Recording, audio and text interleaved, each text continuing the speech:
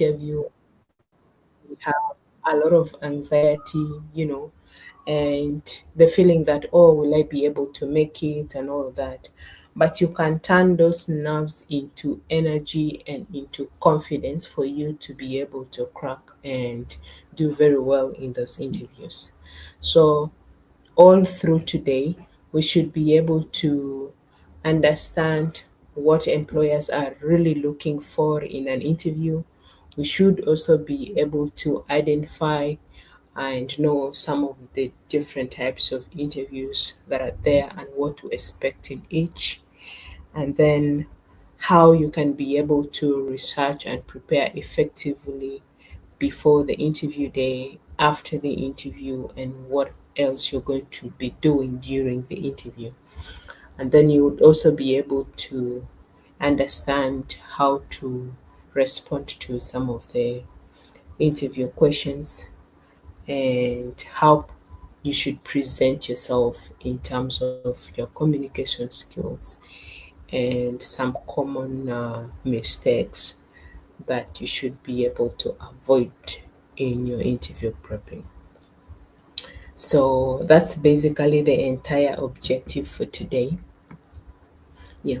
So employers today conduct interviews for a number of reasons. An interview, it should not be like some sort of punishment for you. It should not be like a court session. An interview should be like a conversation where you go to talk to somebody about you and why they should actually select you for a particular role and not the rest of the applicants or candidates. So through the interviews, the employers want to be able to confirm what you've written on your documents. So remember, you've already submitted your cover letter and your CV.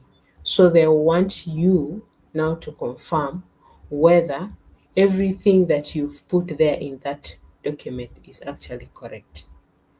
So through the interview, they'll be able to check. They will be able to reference directly everything that you've put in your CV. So before you go to an interview, make sure you've gone through your application letter and CV, and you've clearly understood everything that you've written there. And when you're asked any question, you are able to defend it properly. So one of the reasons why interviews are conducted is so they can confirm the information that you've provided in your documents. Number two is to be able to assess your fit for the role. It's not just about the skills that you bring on board, but it's also about checking your personality, your leadership style, your cultural fit generally to be able to fit within the organization. Because remember that in any setting, whether it's an organization or a company, there are different employees from different backgrounds. So the intention of the interview is to be able to check your fit. How will you be able to blend easily uh, with the rest of the team? Because the organization would be having its own culture. So they want to check that you are somebody who can easily blend through and fit in. Now, they also want to test your communication skills. Most roles involve a lot of communication. So they want to be able to check if you can actually communicate properly, if you can express yourself properly, if you can listen very well, and if you can respond clearly and thoughtfully to situations, to issues, and all of that in relation to your role. They also want to see how you think. Yeah. Some interviews would create some scenarios, and they want you to explain how you would solve it and all that. So they want to think how creative you are, and how you can be able to resolve issues, respond to emergencies, and all of those. Through the interview, they also want to be able to gauge your motivation. You remember you've indicated in your cover letter, we talked about the first part in terms of the introduction, where you're going to explain why you wanted to join the organization or why you want that particular role. So they would ask you questions to understand why you want to join them. That is your motivation. Yeah. You could have picked any other job, you could have picked any other organization or company, but you picked this one. So they want to know if you are genuinely interested in their company, or you're just looking for any other role because you have no option, you feel you can just apply for anything else. It's very important for all employers. And then they also do interviews, and the most common reason is to compare. So they will use the interview as a basis to compare you with the rest of the people that are qualified for the same role. So you will find in most cases where you've been shortlisted with a number of people, when you show up for an interview, you will see that there are also other people there who are for the same interview. So they will use the opportunity to compare you with the rest of the candidates. They will put you all through the same test and see who will be able to come out victorious at the end of the day, as in form of assessing the candidates, and then that person now becomes the successful candidate for the role. So it's important for you to remember that your skills get you to the interview most of the time, but your personality and how you prepare yourself would most likely get you the job. And it's important to also remember that employer is not only checking if you can do the job, yeah, but they also want to see how you are able to work with the rest of the team, and if you are able to maintain some level of consistency every day if you're given the opportunity. Okay. So those are the reasons why interviews are conducted everywhere. Yeah. So we will also look at the different types of interviews that are there, and some are mainly interlinked, and people use them um, depending on what their policy says and all that. So there are quite a number of them. I've picked a couple of them that we will look at. The first one is the face to face or one on one interview. That is the more traditional type of interview that most organization or companies use. And normally it is in person, although these days there is a provision for also an online one, but face to face, but online, where you meet up with the person interviewing you remotely. So it's mostly used, and what you would expect from a face to face or one on one interview is that it is more of a direct conversation, yeah, and then somebody would be able to pay close attention to everything that you are doing, because they are generally looking at you, so they want to see how you are presenting yourself in terms of your body language, how you are seated in terms of your posture, yeah. So those are some of the things they will be observing. Of course, they will not be asking you questions about them, but how you sit, how you change yourself, how you relax, and the nervousness and all of those will come out to life through the one-on-one interviews. So it's very important for you to keep that in mind and ensure that you are able to control yourself appropriately. Now, it's important for you to know that for any invite for an interview, you must be able to arrive early to the venue of the interview. Don't be late. Dress professionally. Yeah, dress professionally. And then you can also carry along printed copies of your documents. It can be your academic documents, your CV, and all that. Most times, some of the employers ask for it. Not everybody asks for it because they already have it, but a few will ask for it, and then you can be able to present it to them when asked. Or at the end of the interview, you can tell them, I also brought copies of this if they would like to have it or keep it. Then, if they say yes, then you can present it to them. So, that is for a one on one interview. Then we have a panel interview. For the panel interview, you will have several interviewers asking you questions in turn. And depending on the organization's policy, it could have the panel will have a HR person, it could have your immediate line supervisor if he's there, and then it could also have a technical expert. It could also have the head of the organization for some roles, mainly senior roles and all that. So the panel interview is where you find quite a number of interviewers, and you will see each one of them taking turns in asking you a question. They also prepare in advance. It's not like they don't prepare, or it's only you who has to prepare. They prepare in advance, they set out their questions, and then they also agree on which question will be asked by who.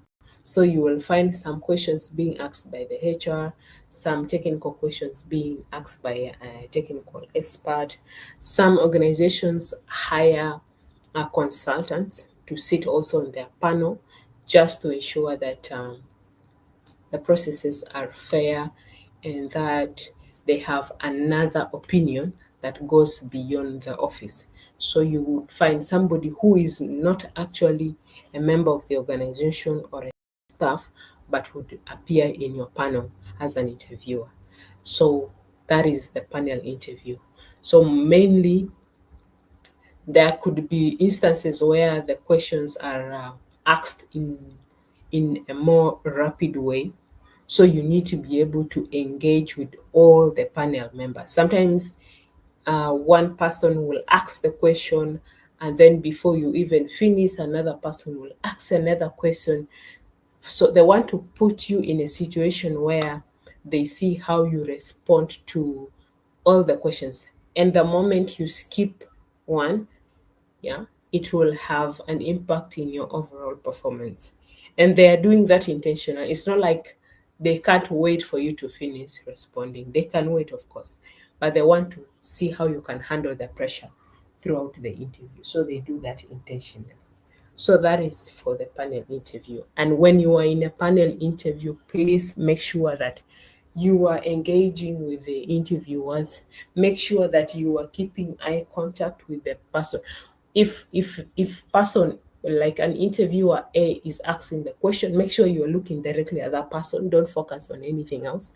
Look at the person, get out of the questions from there. You get, but then you can also maintain some level of eye contact with the rest of the people.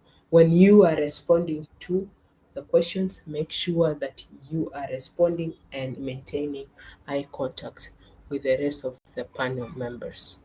So that one is very, very important. Then, of course, we have virtual interviews. Virtual interviews can take the form of one on one, I've mentioned, or even panel. So, panels can also sit for virtual interviews. Virtual interview simply means that the interview will be done remotely, it will not be done physically. So, the first two can have options where you do it um, physically, but virtually means it can be a panel interview, but now instead of it being physical, it will be done remotely through online platforms like the Jitsi we are using now. It could be through Teams, it could be through Zoom, and all that. So the interview will be done online. Even if it's a panel where there are so many interviewers, all of you will be connecting remotely to join the interview.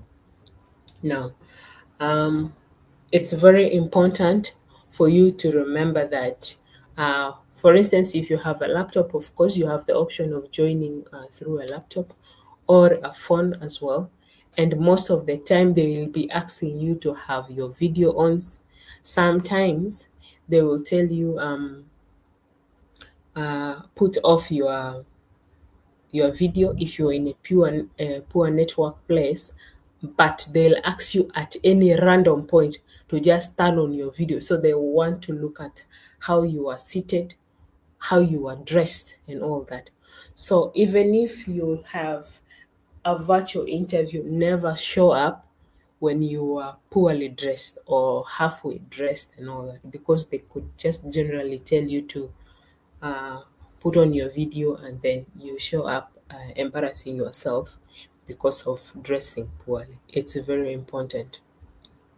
It's also very important for you to know that through the virtual interview, you should be able to uh, ensure you're sitting in terms of your postures, and your overall body language is very key, because when you're sitting and you're bending facing the other side, particularly for video interviews, it's very important. They are observing how you're sitting and how your body language is communicating to them. They'll be able to score you based on that as well. So it's very important you do that. So it's very important for you to ensure that you have a very good lighting system, because if they tell you to put on your interview, you don't want to be in a very dark place. Very stable internet so that it doesn't look as if they have to be struggling to hear what you're saying. So make sure you are in a very stable internet. And then these interviews, normally they don't take long, they are very short. So for that short period of time, ensure that you are in a place where you have a stable internet. Even if it means paying for a cafeteria that has internet, please do so, because this is an opportunity for you. It's not that it's guaranteed that you'll get the job, no, but it's an opportunity and you don't want to waste any single opportunity, right? And then also, in terms of your background, make sure there is nothing destructive about your background. Make sure your background is not appearing as your bedroom, like your bed or not that. Avoid that. Not things glittering around and thrown all over the place and all that. Just to be sure that even if you're not on a video, when you're asked to put on a video, you can do that very well. So that is for virtual interviews. I've provided some tips for you in terms of finding some quiet place with no interruptions, and you should be able to speak clearly and confidently throughout the session of the interview. Test your devices in terms of your computer, whether you're using a phone, a tablet, make sure that they are working very well. And for all videos, make sure that you're looking straight to the camera, because the moment you're looking at the camera, you are maintaining eye contact with the people and not facing about where you're not maintaining eye contact. And also, you should have a very professional background in case you're having um, a video on. Then we also have group interview.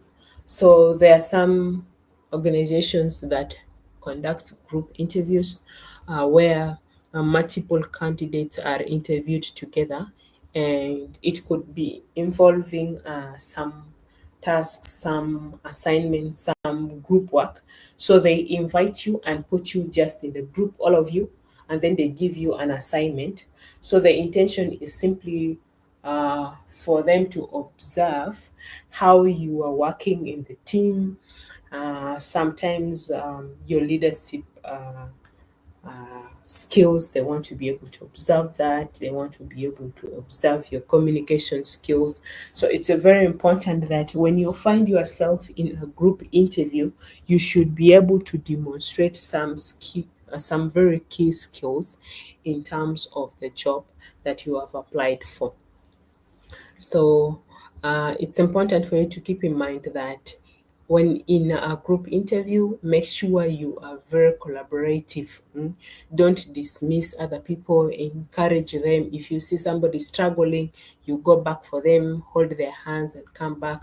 Don't be a show be like somebody who wants to show everybody that they are the ones doing this thing and other people don't know. That's what they that's not something that will put you in a good light. Instead, you should show that you're somebody who is able to help other team members. You're somebody who respects the ideas of others, and also provide a helping hand for somebody who is struggling. Because in the organization, you'll find people with different capacities, and mainly for leadership role, it's very important for you to be in a position where you will be able to demonstrate some leadership skills or traits. So that is for a group interview. It's not very common. A few organizations or companies use it, but it's there. So it's important for you to know. So if you find yourself in one, then you can be able to confidently crack the interview. Then the last one is the competency based or behavioral interview.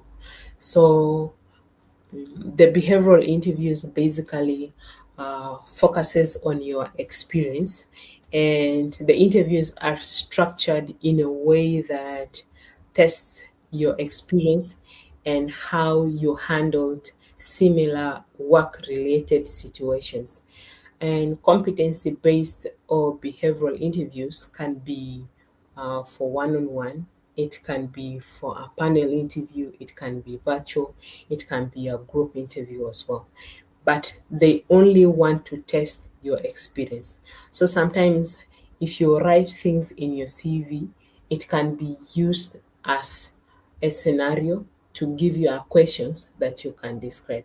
For instance, somebody would be asking you questions like, tell me about a time when you did something, describe a moment when you know. So all of those situations that are asking you to describe something, to explain how you would handle something, it's a competency based question, because the intention is for you to explain how you handled the particular situation, what was the issue, how you handled it, and what was the result out of it. And for our session, for us to be able to answer competency based questions properly, we will use the STAR method, which stands for the situation, the task, the action, and the results that came out of it. So we will look at a later state on what STAR looks like and how to use it, and some of the common questions where we will be able to apply the STAR method. All right.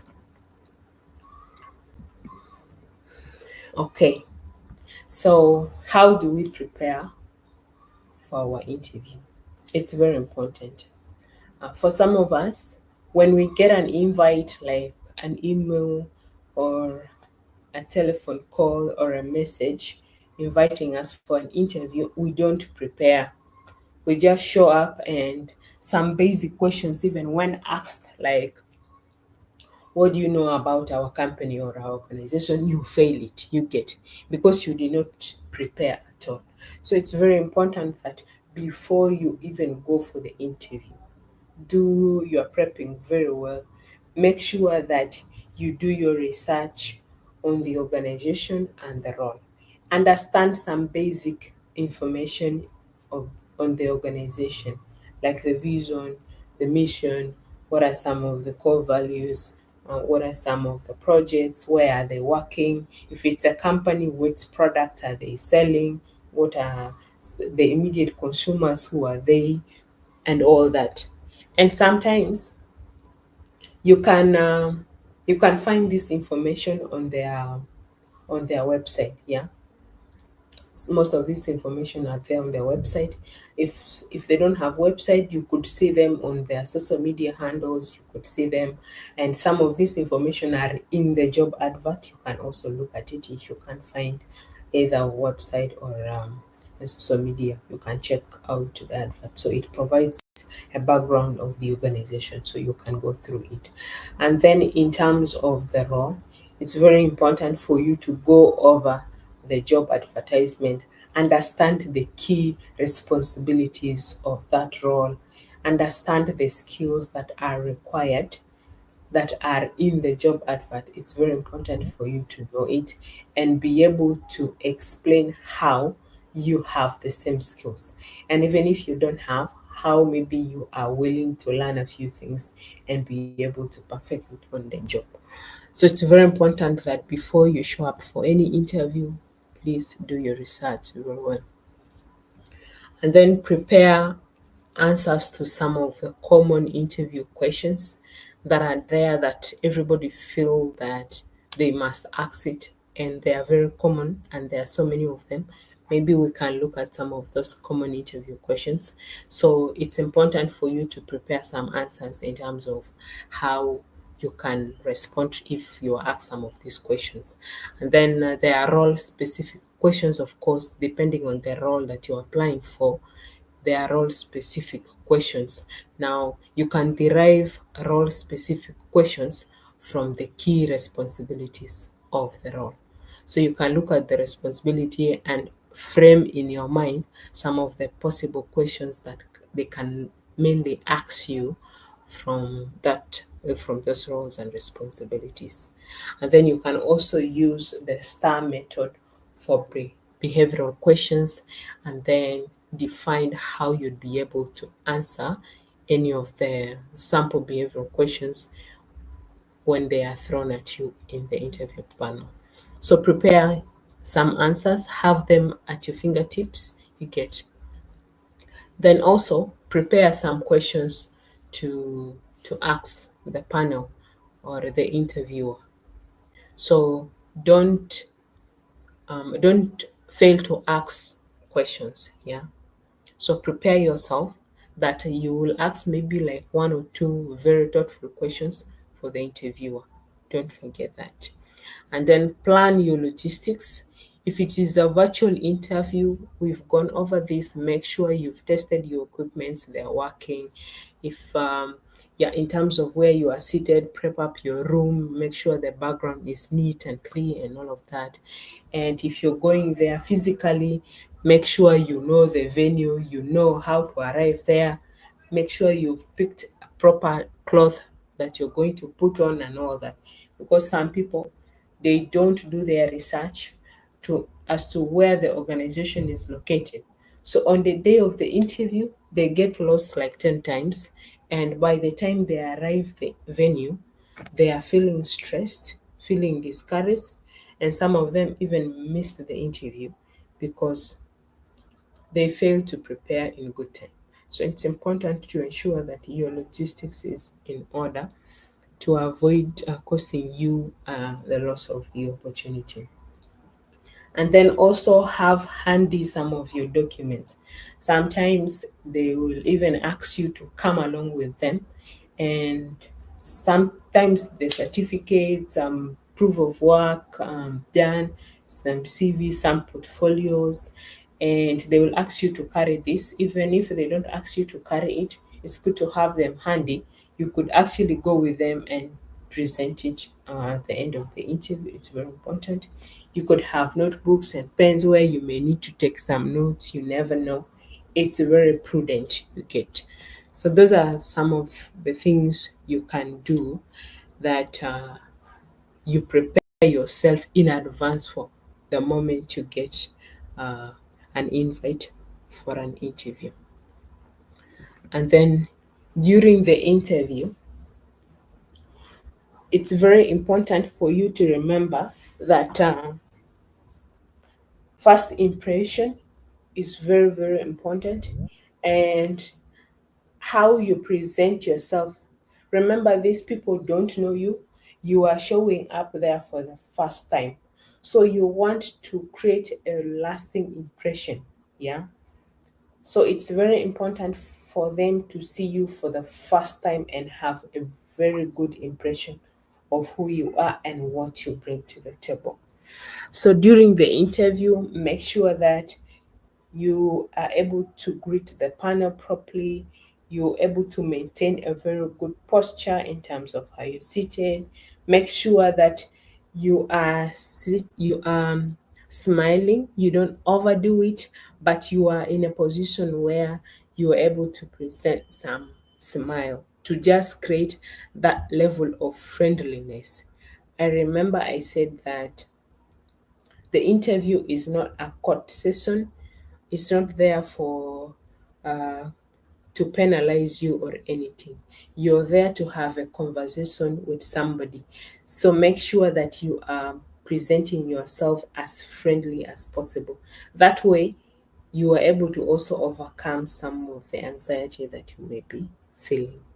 Now, when you are asked question, make sure you are providing answers very clearly and confidently. Don't get out of hand. Don't go off topic. Avoid rambling and saying things that nobody can hear or nobody can understand.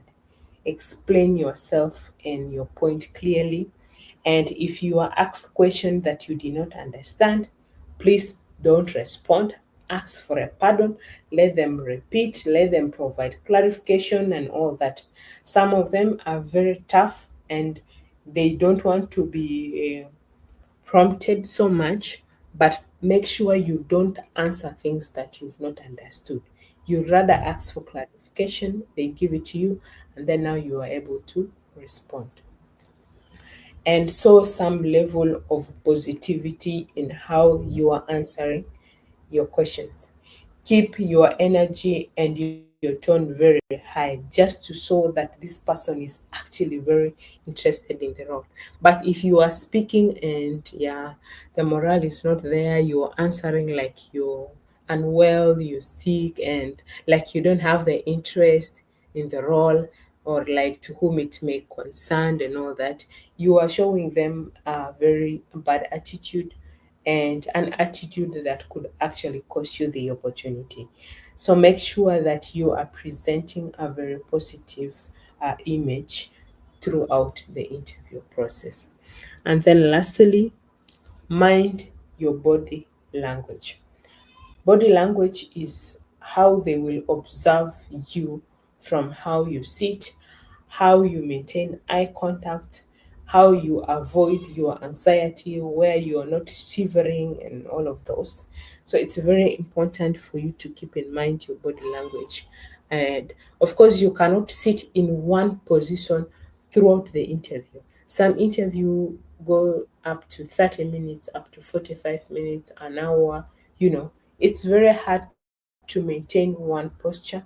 So how you stretch yourself is very important, and you must keep it in mind that those people are watching you, even if it's one person is watching you, and there are some very unprofessional things that you shouldn't be doing when you are in the interview. So mind your body language very well. And then after the interview, of course, you should express your gratitude before leaving the interview, whether it is a physical interview or a virtual interview. Thank the person or the panel, whoever is the interviewer, show appreciation that you're grateful for the opportunity. You know, you could be having hundreds of application, but out of those 100, you are among the top 5, yeah, to be called for an interview, or even the only one to be called for an interview. That's not something easy. So you have to be very grateful for that and appreciate the opportunity to be there, appreciate the opportunity they've given you to come and have a conversation about how you are a perfect fit for the role that they are trying to fill. You get. And then, of course, most times, most people don't do, but it's good to follow up on your interview. Uh, for South Sudan, particularly, there are few organizations that use a system for recruitment. So it's very hard for them to send feedback to everybody. And sometimes people get too busy with work that they forget even the most important things like providing feedback. You get. So don't keep quiet as well. If you don't hear back, because they will, you can in the after the interview you can actually ask them on when you should expect feedback from them, and they can give you a time frame. When that time frame elapse and you don't hear anything, follow up. Yeah, you could do an email to them. Yeah, for the same email that maybe invited you for an interview, you could do an email to that.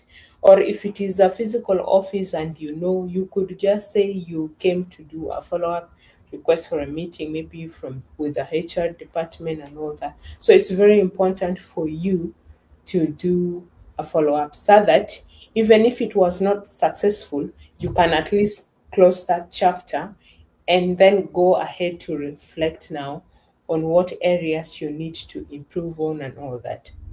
I've known from a couple of experiences, there are some people who ask for how they performed in the interview, you get. And uh, honestly, after the interview, it's not appropriate for you to ask the panel, how did I do in this interview? Because at that point, they actually don't have an answer for you.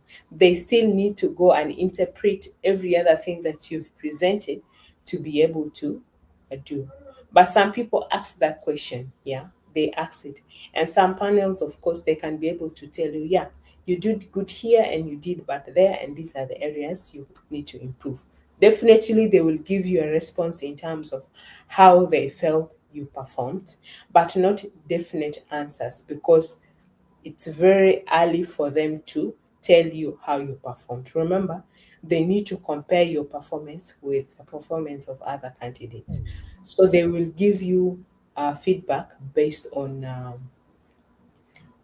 just the immediate interaction they've had with you.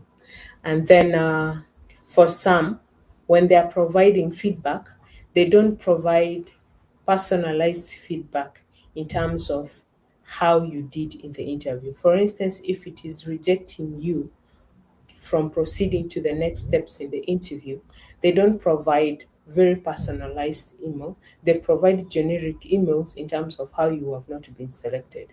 So you can use that on as an opportunity as well to reach out and ask them for feedback now, personal feedback in terms of how you actually performed and what they feel you could improve on. That way you can use that feedback to help improve on your future interviews. So, a great interview isn't just about answering questions very well, it's about showing you are very prepared, showing that you're confident and the perfect fit the role the organization is trying to fill. So it's not just about answering all questions very well.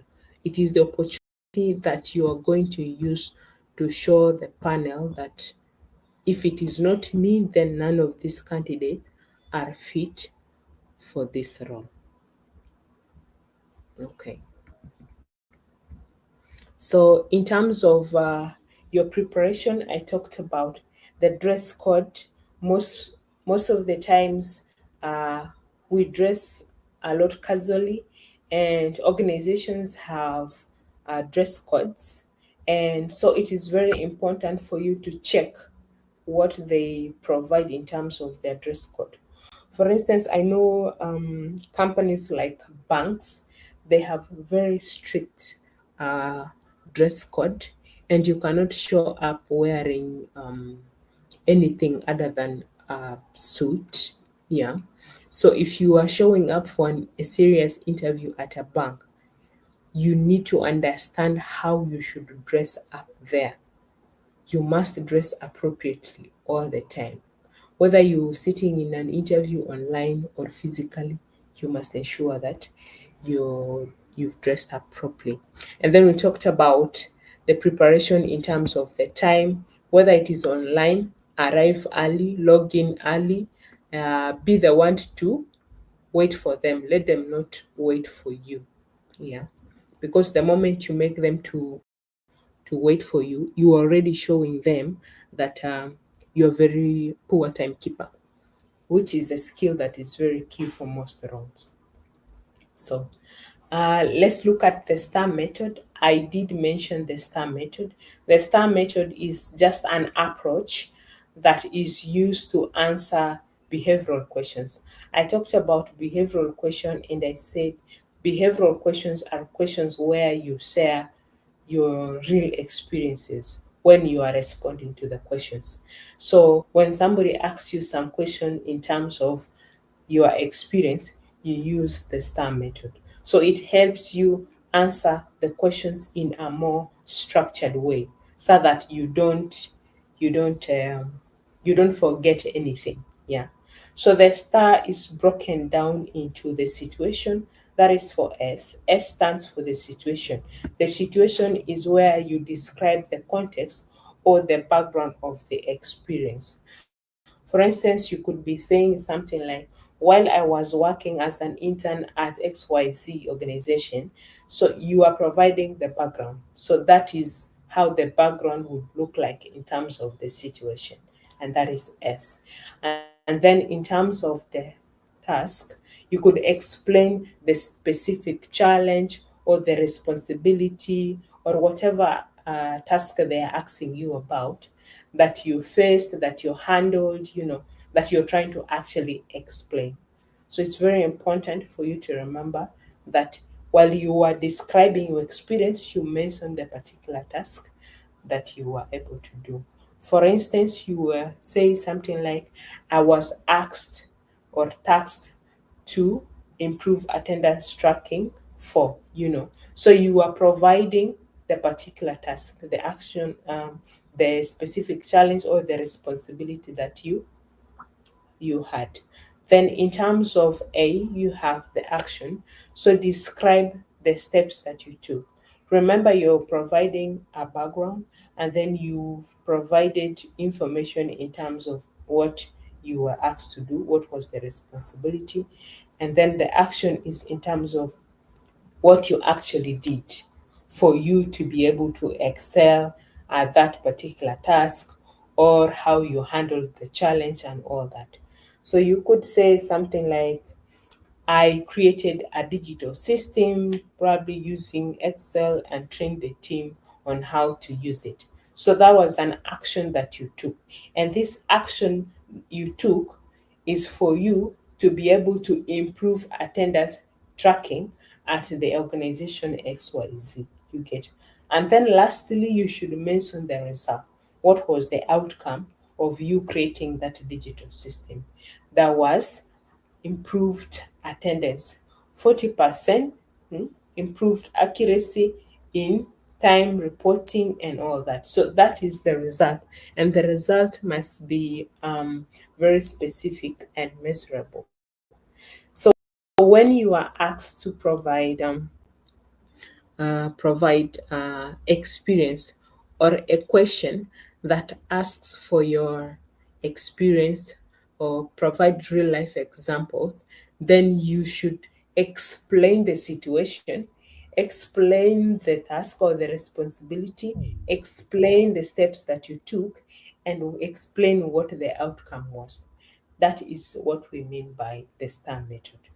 Now, it's very important for you to remember that there are some questions they will ask you for which you do not actually have any real life example, you do not have any experience. For instance, when I asked earlier on if there are people who've been in an interview before, and some people were not in an interview before, so they actually don't have an experience. So when I ask you, describe your experience with a panel interview, you don't have anything to describe.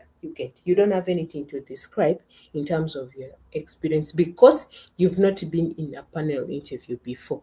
But that doesn't mean you tell the interviewer that, oh, I don't have an experience, so I cannot answer this question. No.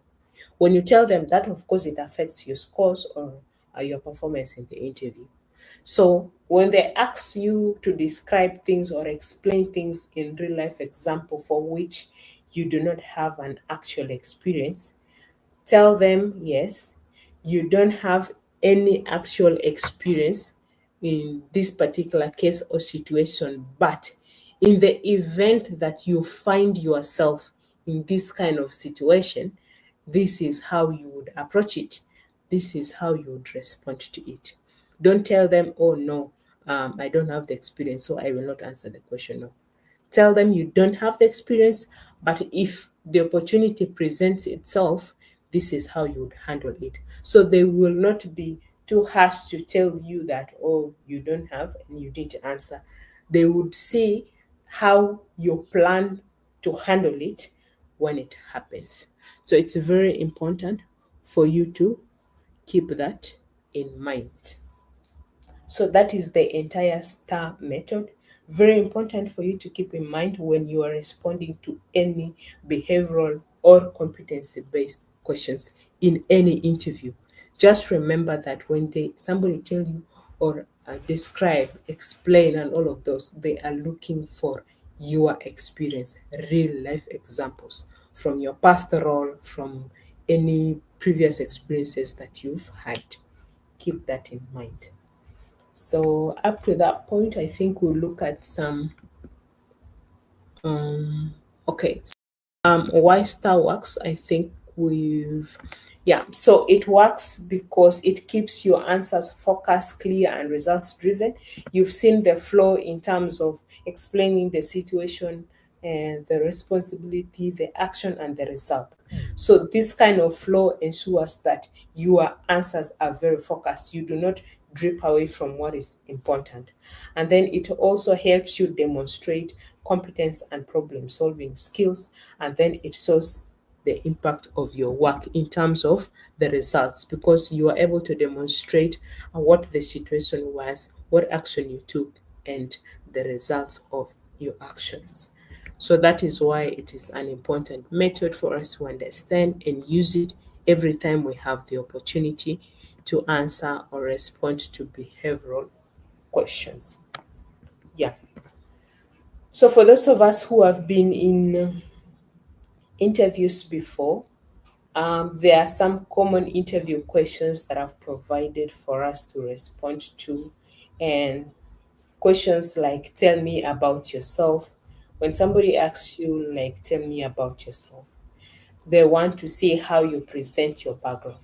I've had experiences where when you ask a candidate, tell me about yourself, they start telling you about they first mention their name, of course, and then they start telling you about their tribe, their clan, where they come from, and all of us. Okay, those information are very irrelevant when it comes to an interview question that asks you to tell me about yourself. They only want to know for the current role that you are applying for.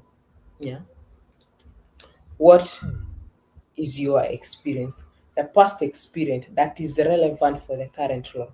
What is your education background like? So they don't want to know whether you're married or you're single, where you come from, or what part of South Sudan you come from, and all of those. They are not important. If they want to ask very personal questions like that, they can do that, but not here. When they tell you, tell me about yourself, they want to see how you present yourself.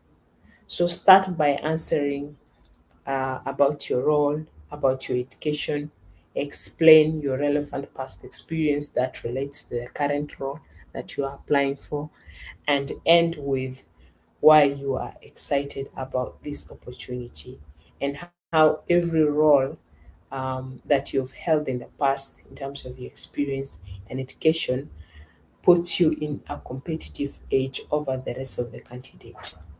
That is how you describe your about self. So I've provided an example in terms of how I would answer it. Um, I recently graduated with a degree in human resource management, completed internships in two NGOs. I'm passionate about youth empowerment, which is why I'm excited about this opportunity. You get something as simple as that. But of course, depending on the role that you are applying for, you don't need to limit yourself like that. You can also provide information in terms of relevant trainings that you've attended that are there. Also, in terms of your experience, you can mention the specific NGOs now you are talking about. Not just saying two NGOs, but which NGOs, and what role you held in those NGOs that relates uh, perfectly to the role that you are applying for. And then number two is in terms of why they should hire you. Why do you want this job? Why should we consider you and not any other candidate? Why do you think or feel that you are the perfect role for this? You are the perfect fit for this role. You get. So the purpose is for them to test your level of motivation, why you are interested in the job. Try as much as possible to show knowledge of the organization, because when you are answering, you should be able to reference some key knowledge of the organization in terms of its focus, vision, mission, goals, and all that. And connect all of those to your values, connect them to your skills, connect them to your background. You get. So you don't just say you are interested because you have the opportunity to, okay, you are free at the moment, you're not doing anything, that's why you are applying for the job. That's not a motivation. It only shows that you are desperate right now and that you can do anything to get the job. That is not a motivation. A motivation should be very strategic. It. So you should be able to respond to that very well, why you want this job. And this same question can be asked in so many ways, by the way. So the questions that I'm putting here are not questions that they will appear the way they are. They are all testing your motivation, but they could come in different ways. So it's very important for you to know uh, how to detect what they're asking for whenever the question pops up, because they may not really appear the way I'm putting it here, because everybody will have a way of how they can rephrase it. And then some common interview question is in terms of your strength. Most people like to ask about your strength because they want to see how they can leverage on your strength. Yeah. And for some people, they ask about key past achievements in terms of your role. And mostly for project management roles, for very hands-on kind of roles, like medical roles, where you are even able to describe like major achievements in terms of how you delivered maybe services like delivering mothers and all of those, or successful C-sections and all of those. So in terms of your strength, they want to see how your strengths match to the job needs, what they can leverage out of your strength. So you could be having a lot of strength, but when you're answering, of course, you choose very key strengths that are relevant for the job, and then respond by providing those strengths, and then give examples to back them up. For instance, if you say your strength is that you are a very good listener, then you should provide an example to back it up. Don't just say, I'm a very good listener and stop there. If you say you're very organized, yeah, as your strength, you're a very organized person, you should back that up. Don't just say, I'm organized, I'm a good speaker, I'm a very good communicator, and all that. Provide backup to whatever you're saying. So you mention it and explain how you've been able to demonstrate that strength in a real life situation. Yeah.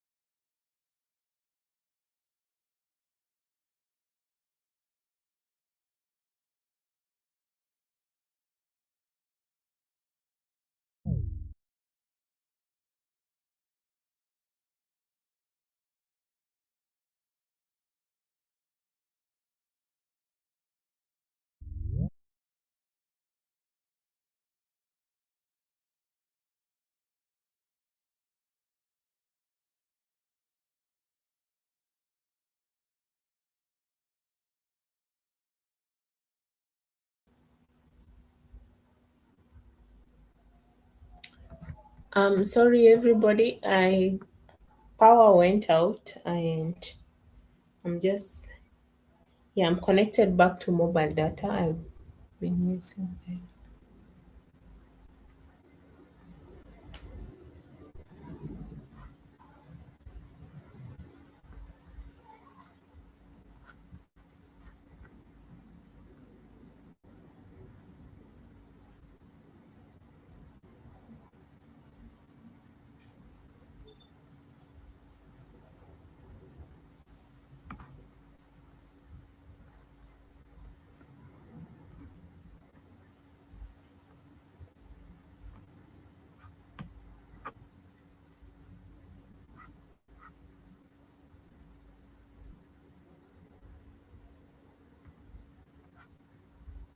Just confirm just by one or two voices because I can't see the chat that you can hear me now. You are audible, Brenda. Okay, that's great.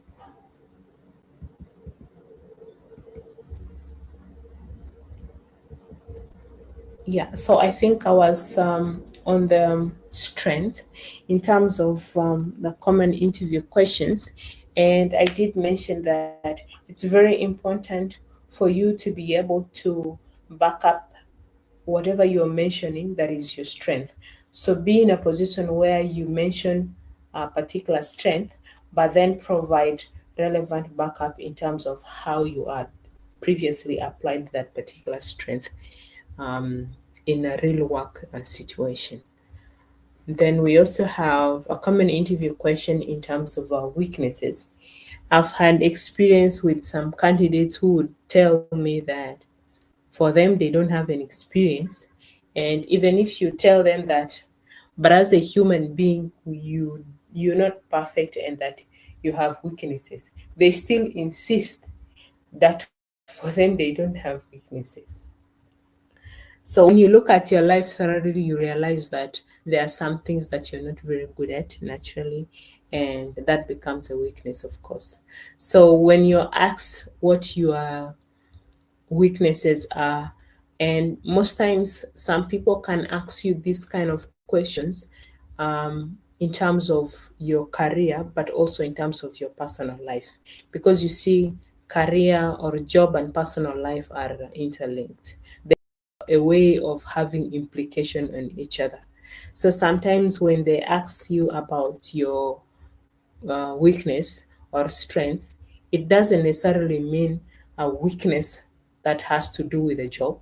It could also mean weakness at a very personal level. So it's very important for you to be able to understand what they are asking. And the purpose of you or of an employer asking you about your weakness is for them to know if you are aware of yourself. And for somebody who knows themselves, of course, they know what they are not very good at, and that is their weakness. So when you are answering a question in terms of your weakness, don't choose weaknesses that can ruin your chances. You get, for instance, if you are interviewing for a driving role and then they ask you, um, what is your weakness? And for you, you say your weakness is that you find yourself, um, you're a very poor timekeeper. You get, you don't wake up very early. It is your weakness, yes. But the moment you say that, you are ruining your chances. You get, because imagine you're the driver and you're supposed to be the first person to show up at work, and you are the last person to show up at work. How will the entire organization rely on you? You get. So choose real weaknesses that won't ruin your chances, eh? And then also demonstrate how you are currently working on it.